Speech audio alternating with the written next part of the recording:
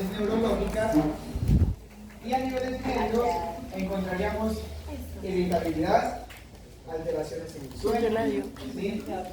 Neuropatía y confusión. Ahora, ¿a qué se debe o cuáles son esos factores de riesgo de deficiencia? Encontramos un consumo pobre, que podría ser alcohólico, ¿sí? Consumo crónico de alcohol, ¿sí? Miren esto tan importante, carga de carbohidratos. ¿Listo? BB1. Carga de carbohidratos. ¿Listo? Con un inadecuado consumo de tiamina. ¿Ok? O malnutrición. También tenemos una alteración que puede ser otro factor de riesgo en la absorción, que puede ser con malestares o afectaciones gastrointestinales u operaciones de origen, pues pueden ser estéticos o por ejemplo bariátricas. También la utilización aumentada por ejemplo, embarazo, lactancia, hipertiroidismo, ¿sí? O síndrome de realimentación.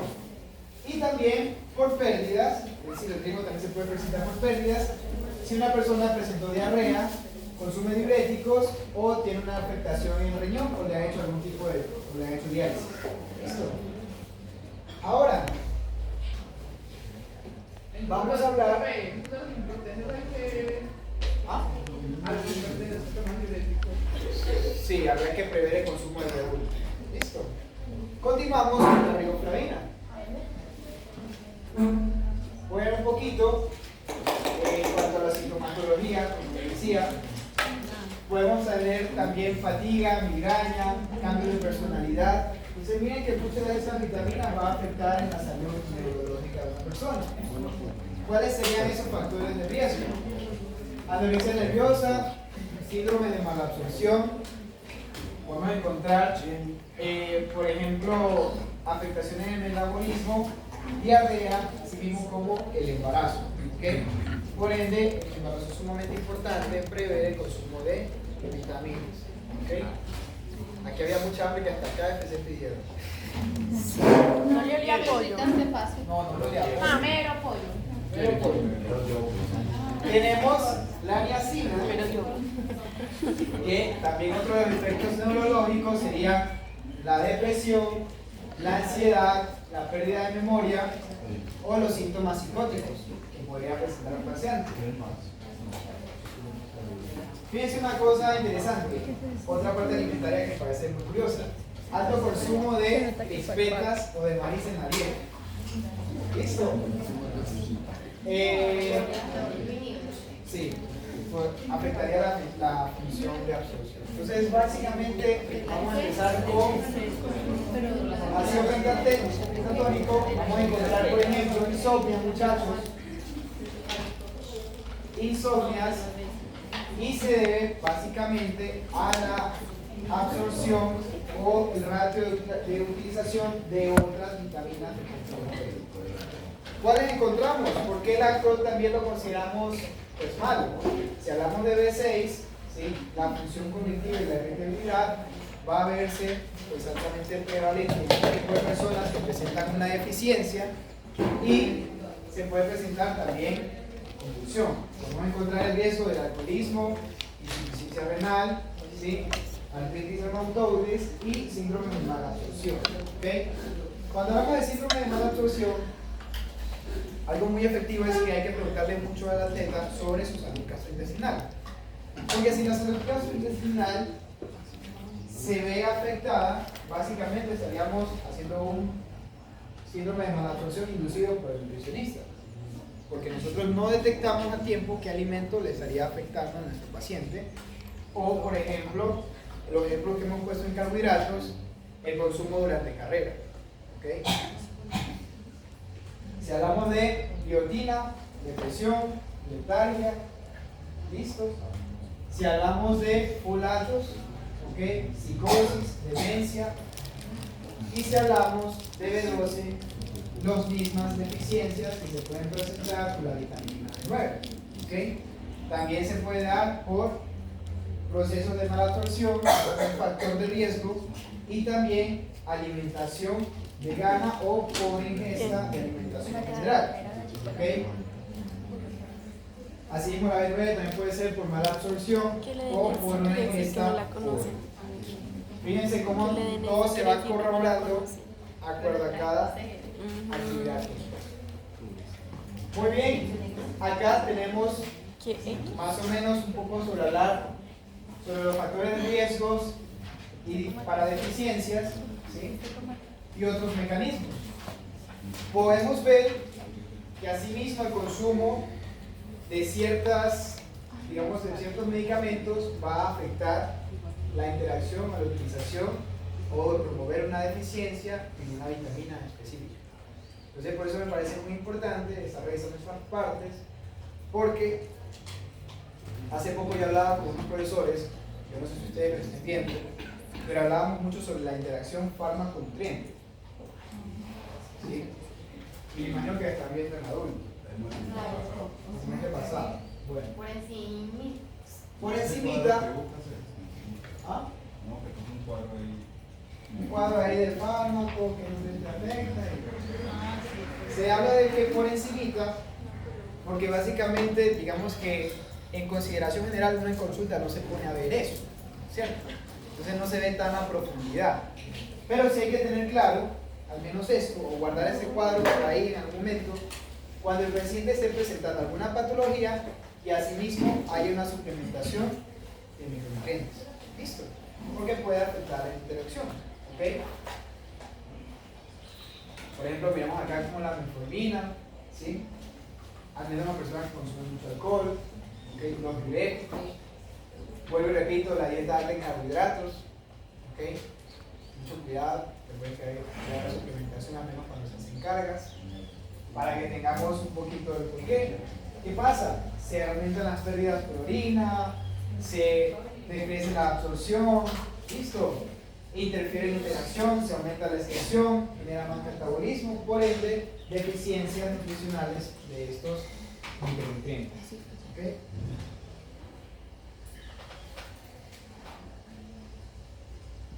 Acá podemos encontrar también recomendaciones, ¿sí? De acuerdo a muchas bibliografías, como hemos mencionado, estas hacen desde la parte europea, y básicamente para lo que se usa el tratamiento de ciertas vitaminas. Entonces podemos encontrar, generalmente la que más se usa es para el síndrome de Wernicke-Korsakoff, que sería la B1, ¿okay? Para operaciones bariátricas también, para procesos de vómito y náusea en mujeres, para embarazo, para anemia megaloblástica, la podemos encontrar en cuanto a ácido fólico, y en mantenimiento de dosis por deficiencia para B12. ¿Okay?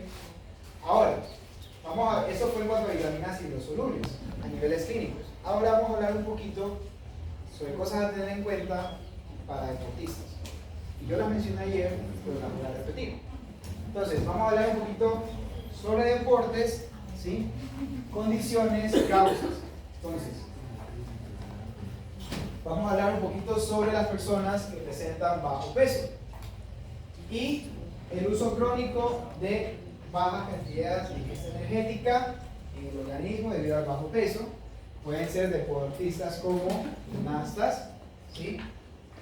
Jinetes de carreras, bailarinas de ballet,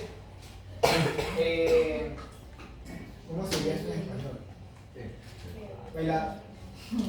Bailarines sobre hielo, ¿sí? Y bailarines. Esas personas tienden a tener una composición corporal disminuida, puesto que a veces los estándares del deporte lo piden, ¿cierto?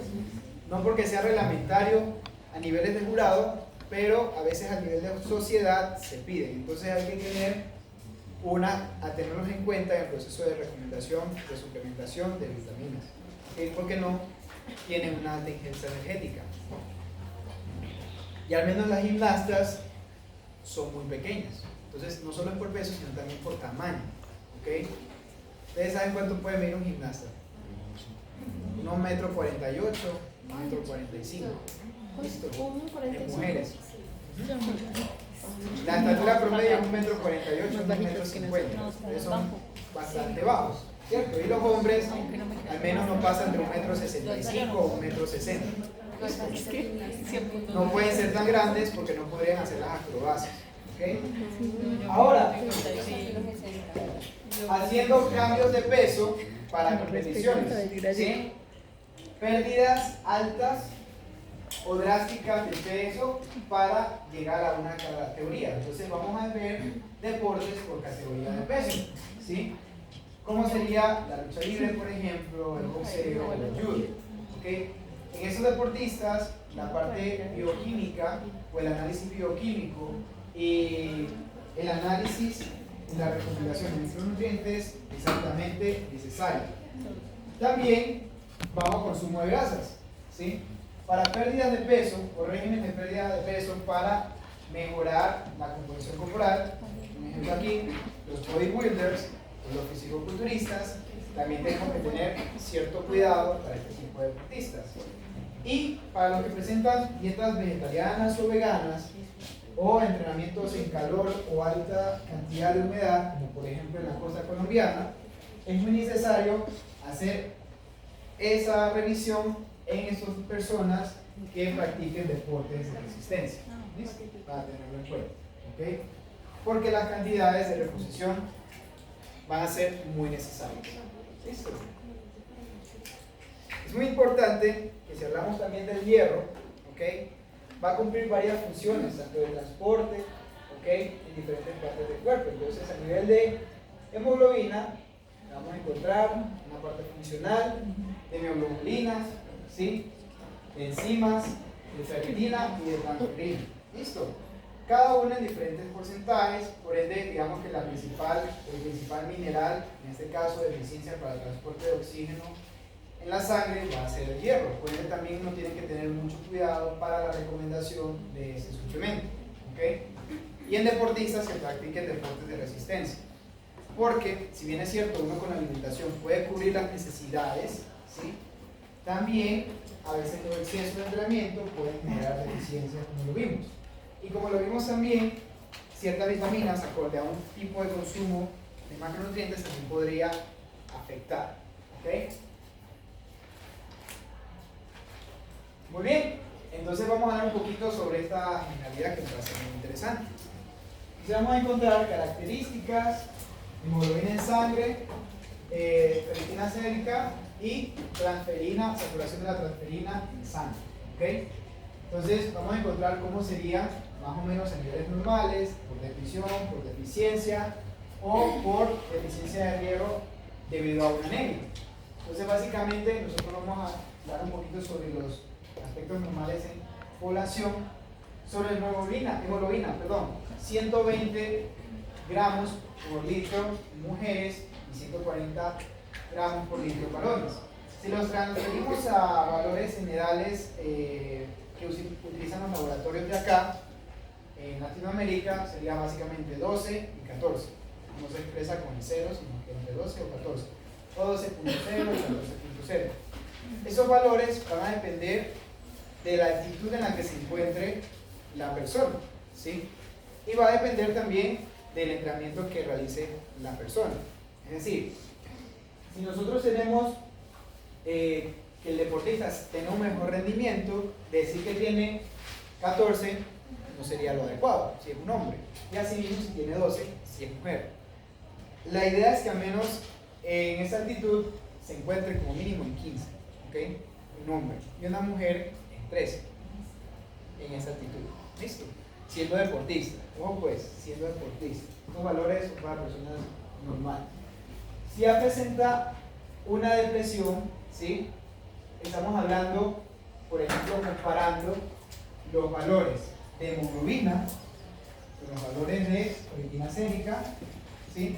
Y los valores de transferina. Entonces fíjense acá, encontramos primero la hemoglobina superior a 120, vamos a hablar de mujeres, superior a 120, superior a 30 mujeres, y el porcentaje entre 20 y 40. Pero cuando hablamos de depresión de hierro, podemos encontrar que la hemoglobina está normal, ¿sí? Casi superior a 12, ¿okay?